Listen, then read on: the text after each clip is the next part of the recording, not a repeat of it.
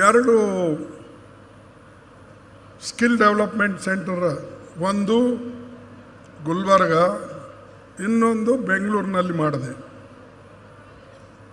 ಅಲ್ಲಿ ಇವತ್ತು ಟ್ರೈನಿಂಗ್ ಪಡೆದಂಥವರು ಸಾವಿರಾರು ಜನರಿಗೆ ಆ ಸರ್ಟಿಫಿಕೇಟ್ ಮೇಲೆ ನೌಕರಿ ಸಿಗ್ತಾ ಇದೆ. ಇದಕ್ಕಿಂತ ಮುಂಚೆ ನಾನು ಇಂಡಸ್ಟ್ರಿ ಮಿನಿಸ್ಟರ್ ಇದ್ದಾಗ ಇಲ್ಲಿ GTTC ದರ್ಗಾ ರೋಡಿಗೆ ನಿಮಗೆ ಗೊತ್ತಿದೆ, ನೋಡೇ ಎಲ್ಲೋ ಭಾಳ ಜನರಿಗೆ ಗೊತ್ತಿಲ್ಲ ಕಾಣ್ತದೆ. ಆ GTTC ಟ್ರೈನಿಂಗ್ ಸೆಂಟರು ನಾವು ತೆಗೆದೇವೆ. ಅದರ ಸರ್ಟಿಫಿಕೇಟ್ ಇವತ್ತು ಅಲ್ಲಿ ಟ್ರೈನಿಂಗ್ ತಗೊಳ್ತಕ್ಕಂಥ ಮಕ್ಕಳಿಗೆ ದೇಶದ ಯಾವುದೇ ಮೂಲೆಯಲ್ಲಿ ಹೋದ್ರೂ ಕೂಡ ಅವರಿಗೆ ನೌಕರಿ ಖಚಿತ. ಮೊದಲು ಅವ್ರಿಗೆ ಆ ಸರ್ಟಿಫಿಕೇಟ್ ಮೇಲೆ ನೌಕರಿ ಕೊಡ್ತಾರೆ. ಅಂದರೆ ಈ ಸರ್ಟಿಫಿಕೇಟ್ಗಳಿಗೆ ಅಷ್ಟು ವ್ಯಾಲ್ಯೂ ಇದೆ. ಈ ಸ್ಕಿಲ್ ಡೆವಲಪ್ಮೆಂಟ್ ಸೆಂಟರ್ಗೆ ಅಥವಾ ಇಲ್ಲಿ ತರಬೇತಿ ಪಡೆದವರಿಗೆ ಅಷ್ಟೊಂದು ಜನ ಅವರಿಗೆ ಕೆಲಸ ಕೊಡ್ತಾರೆ. ಅದಕ್ಕಾಗಿ ಇಂಥ ಟ್ರೈನಿಂಗ್ ಸೆಂಟರ್ಸು ಮಾಡತಕ್ಕಂಥದ್ದು ಬಹಳ ಅವಶ್ಯ ಇದೆ. ನಾನು ಲೇಬರ್ ಮಿನಿಸ್ಟರ್ ಇದ್ದಾಗ ಹಿಂದೆ ಈ ITIಗಳು, industrial developments industrial training center ಅಂತ, ಆ ಟ್ರೈನಿಂಗ್ ಸೆಂಟರು 1952 ಇಂದ 2009ವರೆಗೆ ಕೇವಲ 5,000 ITIಗಳಿದ್ದು. ನಾನು ಒಂದು ದಿವಸ ಯೋಚನೆ ಮಾಡಿದೆ, ಈ ITIನಲ್ಲೂ ಟ್ರೈನಿಂಗ್ ತಗೊಳ್ತಾರೆ, ಅದಕ್ಕೂ ನೌಕರಿ ಹತ್ತುತ್ತೆ. ಅಟ್ಲ ನೌಕರಿ ಹತ್ತಲಿಲ್ಲ ಅಂದ್ರೂ ಒಂದು ಸಣ್ಣ ಪುಟ್ಟ ಅಂಗಡಿ ಮಾಡಿ ಅವನು ಬದುಕಬಹುದು, ತನ್ನ ಕಾಲಿನ ಮೇಲೆ ತಾನು ನಿಲ್ಲಬಹುದು. ಅದಕ್ಕಾಗಿ ನಾವು ಟ್ರೈನಿಂಗ್ ಸೆಂಟರ್ಸ್ಗಳು ಯಾಕೆ ತೆಗಿಬಾರ್ದು ಅಂತೇಳಿ ಆವಾಗ ಸರ್ಕಾರ ನಮ್ಮ ಹತ್ರ ಹಣ ಇಲ್ಲ ಅಂತ ಹೇಳಿದ್ರು. ಆವಾಗ ನಾನು ಸ್ವಲ್ಪ ಮನವೊಲಿಸಿದ ಮೇಲೆ ನಮ್ಮ ಮನಮೋಹನ್ ಸಿಂಗ್ ಜಿ ಅವರು ಒಂದು 100 ಕೊಟ್ಟರು. ನಾಳೆ 100 ಕೊಟ್ಟರೆ ನಾವು ಸಾಕಷ್ಟು ಜನರಿಗೆ ತರಬೇತಿ ಕೊಡೋಕ್ಕಾಗೋದಿಲ್ಲ. ಅದಕ್ಕಾಗಿ ನಾನು ಇರ್ತಕ್ಕಂಥ ಟ್ರೈನಿಂಗ್ ಸೆಂಟರ್ಗಳಿಗೆ 2 ಶಿಫ್ಟ್ ಮಾಡಿದೆ. ಮುಂಜಾನಿಂದ ಮಧ್ಯಾಹ್ನವರೆಗೆ ಒಂದು ಶಿಫ್ಟು, ಮಧ್ಯಾಹ್ನದಿಂದ 7:30, 8ವರೆಗೆ ಒಂದು ಶಿಫ್ಟು. ಆ 2 ಶಿಫ್ಟ್ನಲ್ಲಿ ಏನು ಮೊದಲು ಇಡೀ ದೇಶದಲ್ಲಿ ಒಂದು ಶಿಫ್ಟ್ನಲ್ಲಿ 200 ಜನ ತರಬೇತಿದಾರಿದ್ದರೆ 2 ಶಿಫ್ಟ್ ಮಾಡೋರ್ಲಿಂದ 4,000 ಆದರು. ನನ್ನ ಅವಧಿ ಮುಗಿಯವರೆಗೆ 15,000 ಸೆಂಟರ್ಗಳು ಮಾಡಿ ಮತ್ತು ಪ್ರೈವೇಟ್ ಯಾರ್ಯಾರು ಬರ್ತಿದ್ರು, ಪಂಜಾಬ್ದವ್ರು ಭಾಳ ಬರ್ತಿದ್ರು ITI ಟ್ರೈನಿಂಗ್ ಸ್ಕೂಲ್ಗಳು ತೆಗಿಯಕ್ಕೆ, ಮಹಾರಾಷ್ಟ್ರದವ್ರು ಬರ್ತಿದ್ರು, ಕರ್ನಾಟಕದವ್ರು ಕಮ್ಮಿ, ಇವರೆಲ್ಲ ಕೇರಳ ಬರ್ತಿದ್ರು, ತಮಿಳುನಾಡು ಬರ್ತಿದ್ರು. ಇವ್ರು ಬಂದು ಒಂದೊಂದು ITI ಸ್ಕೂಲಿಗಾಗಿ, ಕಾಲೇಜ್ಗಾಗಿ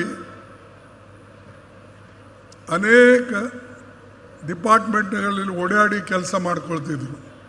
ಅದಕ್ಕಾಗಿ ನಾನು ಸಿಂಗಲ್ ವಿಂಡೋ ಏಜೆನ್ಸಿ ಮಾಡಿ ಒಂದೊಂದು ತಿಂಗಳಲ್ಲಿ 100 ITIಗಳು ಮಾಡಿ ಈ ಕುಶಲ ಕಾರ್ಮಿಕರ ಸಂಖ್ಯೆ ಬೆಳೆಸಬೇಕು ಅಂಥೇಳಿ ಲಕ್ಷಾಂತರ ಜನರಿಗೆ ಟ್ರೈನಿಂಗ್ ಕೊಟ್ಟು ನಾವು ಅವರಿಗೆ ಅರ್ಹರು ಮಾಡಿದ್ದೇವೆ. ಈ ರೀತಿಯಾಗಿ ಮಾಡಿದ್ರೆ ಮಾತ್ರ ನಾವು ಮುಂದೆ ಡೆವಲಪ್ ಆಗ್ಬೋದು.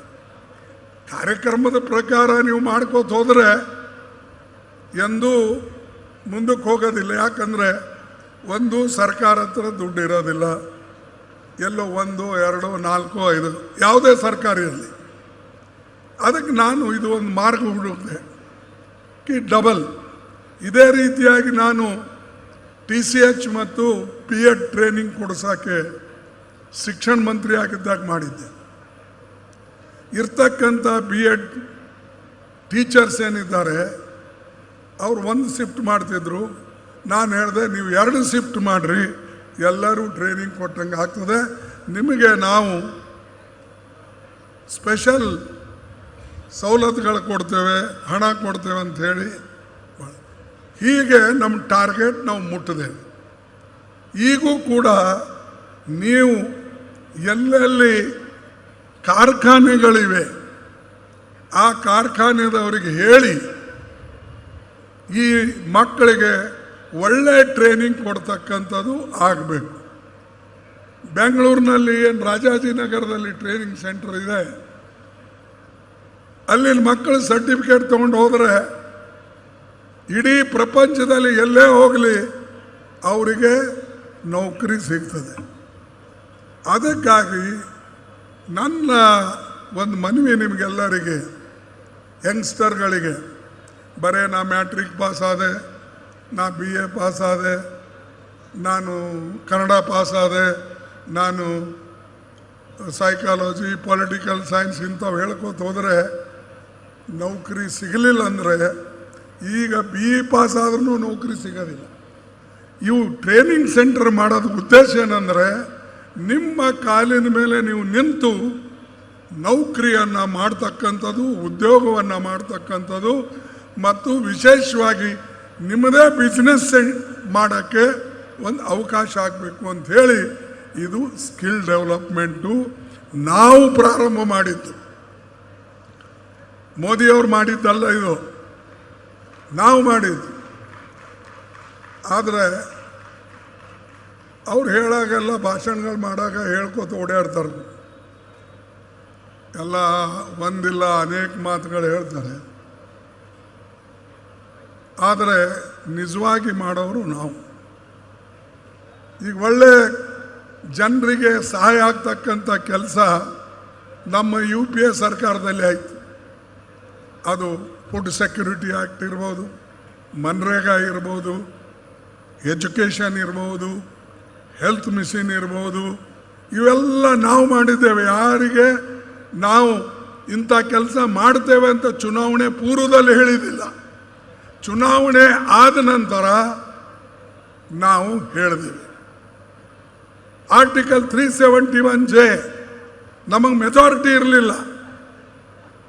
ಈವನ್ ನಮ್ಮ ಹತ್ರ 1/3 ಮೆಜಾರಿಟಿ ಇರಲಿಲ್ಲ. ಆದರೆ ನಾವು 2/3 ಮೆಜಾರಿಟಿಯಿಂದ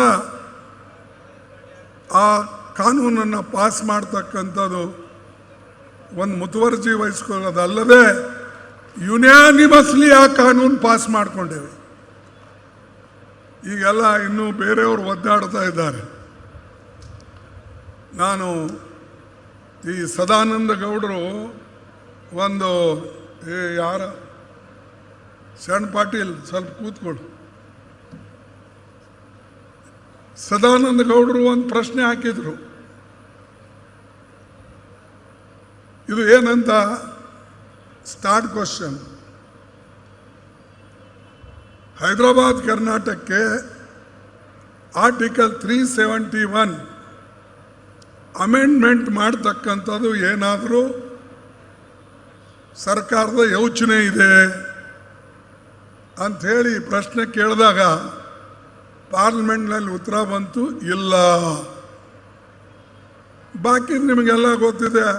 ಅದ್ವಾನಿ ಸಾಹೇಬ್ರಂತೂ ಅದಕ್ಕೆ ಅಧ್ವಾನ ಮಾಡಿ ಅವರಂತೂ ಇದು ಆಗೋದಿಲ್ಲ ಅಂಥೇಳಿ ಕಸದ ಬಿಸಾಕ್ಬಿಟ್ಟಿದ್ರು. ಆದರೆ ನಮಗೆ ಮೆಜಾರಿಟಿ ಇಲ್ಲ, ಸಿಂಗಲ್ ಮೆಜಾರಿಟಿನೂ ಇಲ್ಲ. ನಾವು ಉಪಾಯದಿಂದ ನಿಮ್ಮೆಲ್ಲರ ಆಶೀರ್ವಾದದಿಂದ ಯುನಾನಿಮಸ್ಲಿ ಆ ಕಾನೂನು ಪಾಸ್ ಮಾಡಿ ಎಲ್ಲರಿಗೆ ಅನುಕೂಲ ಮಾಡ್ತಕ್ಕಂಥದ್ದು ಮಾಡಿದ್ರು. ಇವತ್ತು 7 ಜಿಲ್ಲೆಯಲ್ಲಿ ಈ ಕಾನೂನನ್ನು ಜಾರಿಯಲ್ಲಿದೆ. ಅದಕ್ಕೆಲ್ಲ ಸಿದ್ದರಾಮಯ್ಯನವರು ಸಹಾಯ, ಅನೇಕ ಜನ ನಮ್ಮ ಮಂತ್ರಿ ಮಂಡಳದಲ್ಲಿದ್ದವರು ಕುಂತು ಯೋಚನೆ ಮಾಡಿ ಎಲ್ಲರೂ ನಮಗೆ ಸಪೋರ್ಟ್ ಮಾಡಿದ್ರು. ಅದೇ ರೀತಿಯಾಗಿ ಪಾರ್ಲಿಮೆಂಟ್ನಲ್ಲೂ ಎಲ್ಲ ಪಕ್ಷದವರು ನನಗೆ ಬೆಂಬಲ ನೀಡಿದ್ರು.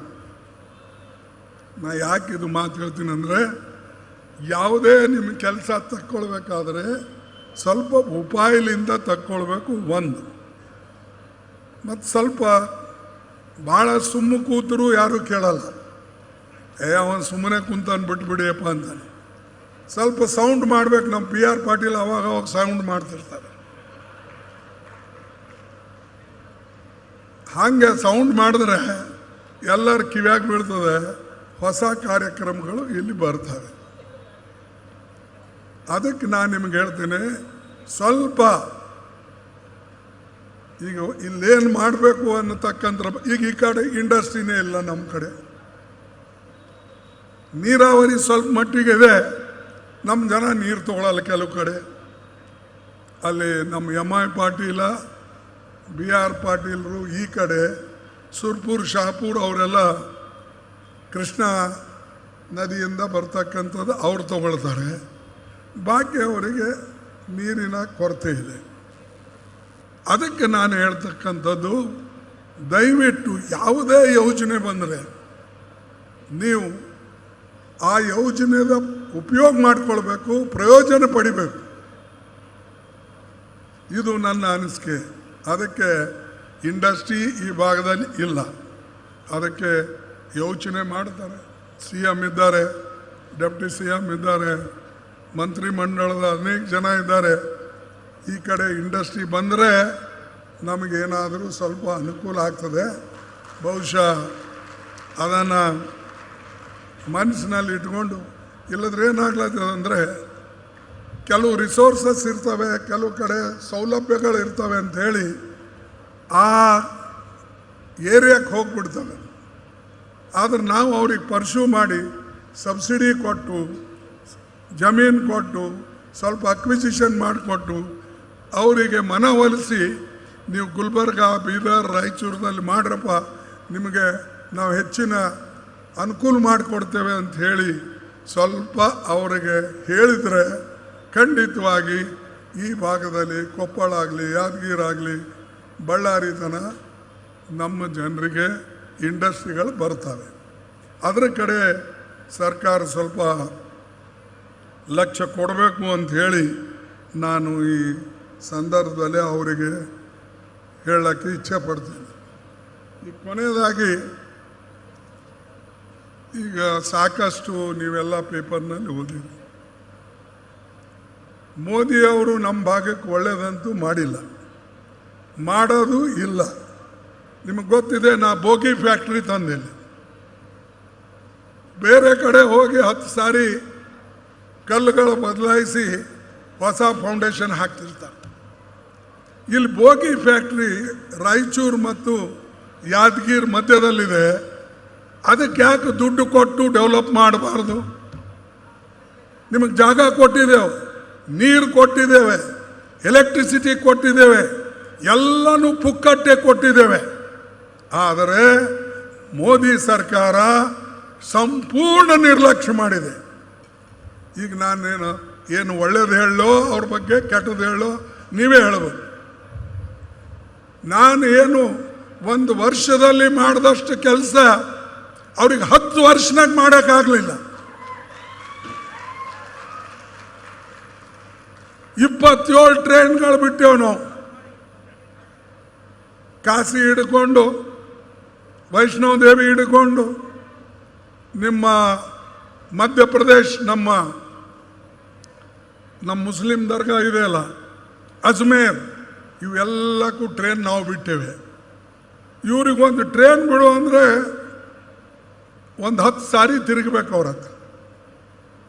ಇದು ನೀವು ಯಾರೂ ಕೇಳಿಲ್ಲ, ನಾವು ಕೊಟ್ಟೇವೆ. ಹೀಗೆ ಇಂಡಸ್ಟ್ರಿನೂ ಕೂಡ ಈ ಭಾಗದಾಗ ಬರಬೇಕಾದ್ರೆ ಮೋದಿ ಸರ್ಕಾರನು ಮುಂದೆ ಬಂದು ಅದು ರೈಲ್ವೆ ಪ್ರಾಜೆಕ್ಟ್ ಇರಲಿ, ಟೆಕ್ಸ್ಟೈಲ್ ಪ್ರಾಜೆಕ್ಟ್ ಇರಲಿ, ಇವಕ್ಕೆಲ್ಲಕ್ಕೂ ಕೂಡ ಅವರು ಸಹಾಯ ಮಾಡಬೇಕು.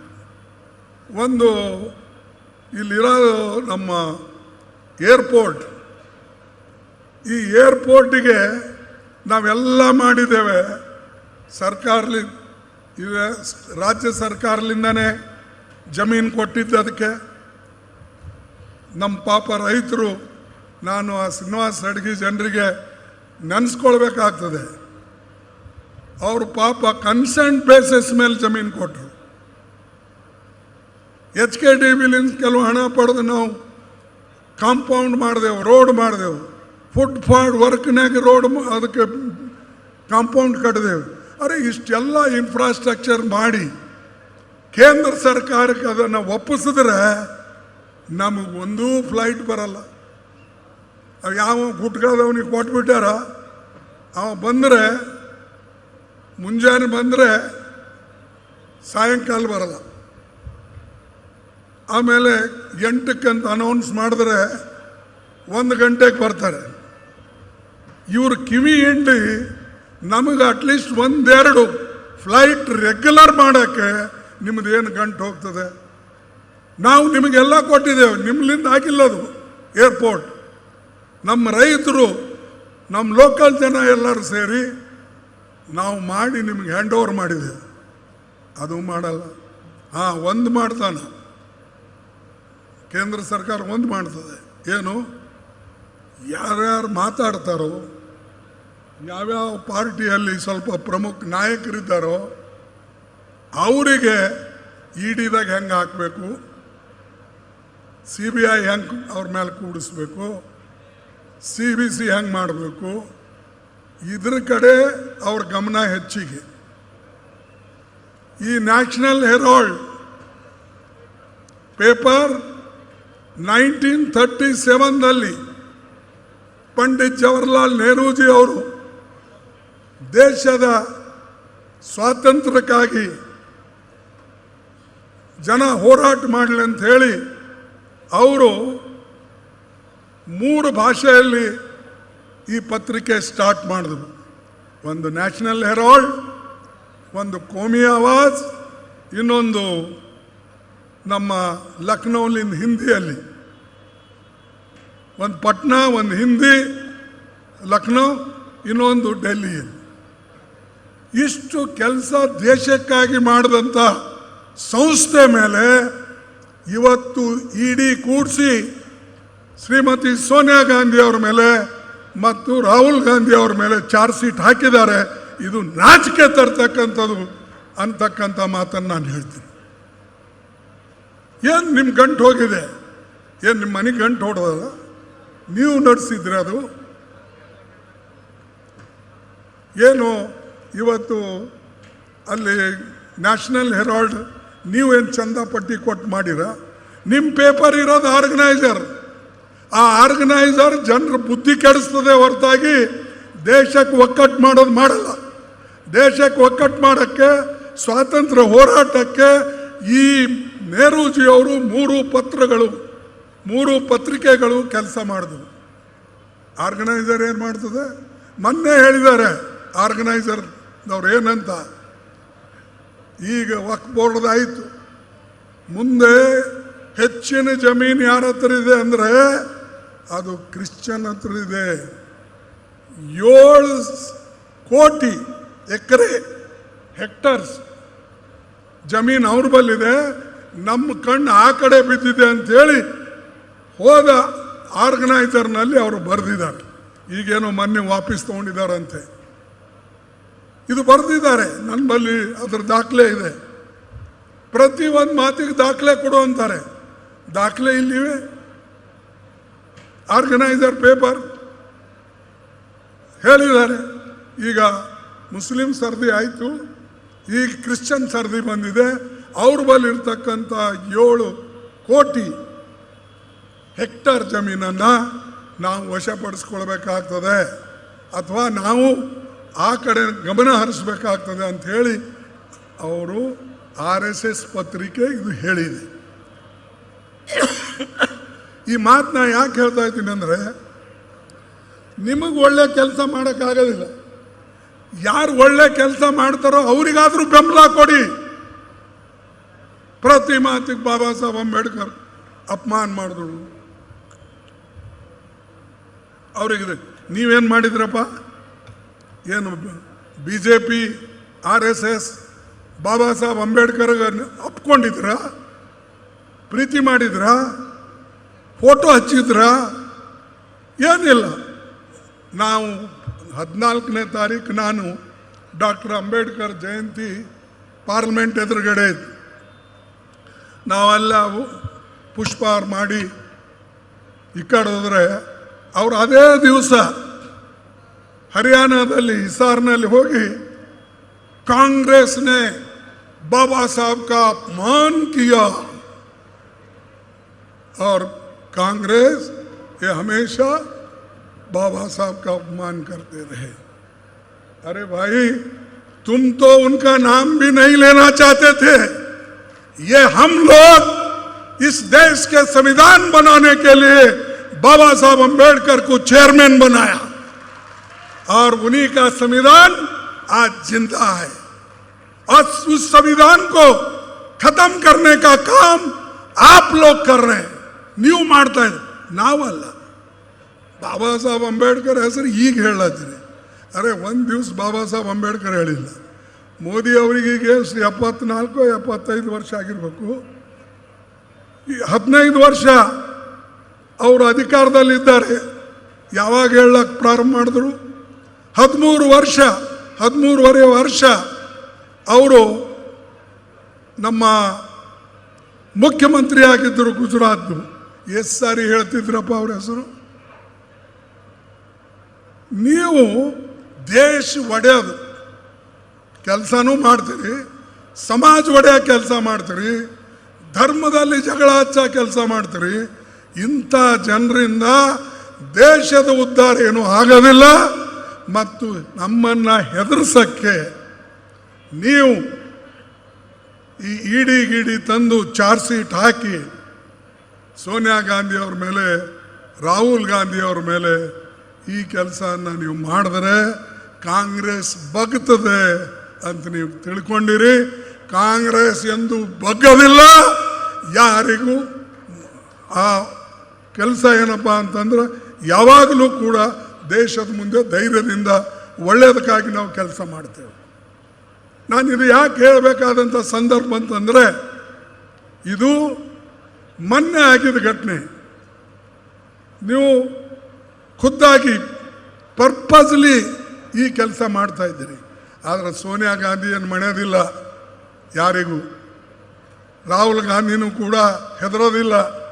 ಅರೆ ಅವ್ರ ಕುಟುಂಬದಲ್ಲಿ 2 ಪ್ರಾಣ ಹೋದ್ರೂ ಕೂಡ ಇವತ್ತು ಜನರ ಜೊತೆಯಲ್ಲಿದ್ದಾರೆ. ಅವರು ಇಂದಿರಾ ಗಾಂಧಿ ತನ್ನ ಪ್ರಾಣ ಕೊಟ್ಟರು, ರಾಜೀವ್ ಗಾಂಧಿ ತನ್ನ ಪ್ರಾಣ ಕೊಟ್ಟ ದೇಶದ ಐಕ್ಯತೆಗಾಗಿ. ನೀವೇನು ಮಾಡಿರಿ? ನೀವೇನು ಮಾಡಿರಿ ದೇಶಕ್ಕೆ? ಬರೇ ಇಡಿ, ಇನ್ಕಮ್ ಟ್ಯಾಕ್ಸ್, CBI ತೊಗೊಂಡು ತಿರುಗೋದು, ಹೆದರ್ಸೋದು. ಎಲ್ಲೆಲ್ಲಿ ಕಾಂಗ್ರೆಸ್ ಗೌರ್ಮೆಂಟ್ಗಳಿವೆ ಅದಕ್ಕೆ ಯಾವ ರೀತಿಯಾಗಿ ಕೆಡವಬೇಕು, ತೆಗೆದು ಹಾಕಬೇಕು, ಅಧಿಕಾರ ಕೈಯಲ್ಲಿ ತಗೊಳ್ಬೇಕು ಅಂತಕ್ಕಂಥ ಪ್ರಯತ್ನನ ಮಾಡ್ತಾ ಇದ್ದಾರೆ. ಅದೇ ಪ್ರಯತ್ನ ನಮ್ಮ ಕರ್ನಾಟಕದಲ್ಲಿ ನಡೆದಿದೆ. ನಮ್ಮವರು ಹುಷಾರಾಗಿರ್ಬೇಕು. ನಿಮ್ಮಲ್ಲೇನೇ ಭೇದ ಭಾವ ಇರಲಿ, ನೀವು ಒಂದಾಗಿರ್ಬೇಕು. ಇಲ್ಲದ್ರೆ ಈ ಮೋದಿ ಶಾ ಸೇರಿ ಈ ಜನರನ್ನು ನುಂಗುತ್ತಾರೆ, ಬಡ ಜನರನ್ನು ನುಂಗುತ್ತಾರೆ. ಇವ್ರ ರಕ್ಷಣೆಗಾಗಿ ಜನ ನಿಮಗೆ ಅಧಿಕಾರ ಕೊಟ್ಟಿದೆ.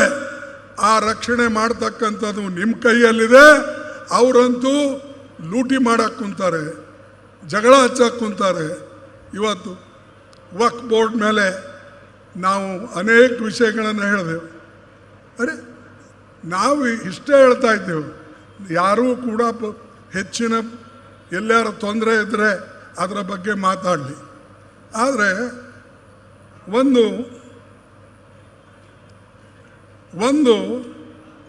ದೇಶದಲ್ಲಿ ಯಾವುದೇ ಸಂಸ್ಥೆ ಇರ್ಬೋದು, ಒಂದು ಹಿಂದೂ ಸಂಸ್ಥೆ ಇರ್ಬೋದು, ಮುಸ್ಲಿಂ ಸಂಸ್ಥೆ, ಪಾರ್ಸಿ ಸಂಸ್ಥೆ, ಸಿಖ್ ಸಂಸ್ಥೆ, ಬುದ್ಧಿಸ್ಟ್ ಸಂಸ್ಥೆ ಇರ್ಬೋದು, ಅಲ್ಲಿ ನೀವು ಟ್ರಸ್ಟ್ನಲ್ಲಿ ಬೇರೆಯವ್ರಿಗೆ ಹಾಕ್ತೀರಾ?